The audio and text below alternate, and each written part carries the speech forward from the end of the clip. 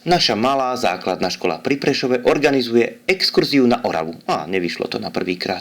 Takže ešte raz, exkurzia Orava. Navštívime Oravský hrad, Turzo, Tranosius a potom Slanický ostrov. Pôjdeme loďou.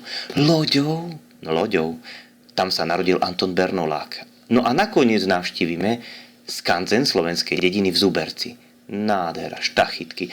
Celé to bude stáť vstupné 9 eur, obed 4 eur, poistné 1, cestovné 11, spolu 25 eur. Milé deti, exkurzia stojí 25 eur. Na Orave dobre, na Oravu. A čo tak 10 eur? 10 eur by ste brali? Lenže 15 eur musí niekto zaplatiť.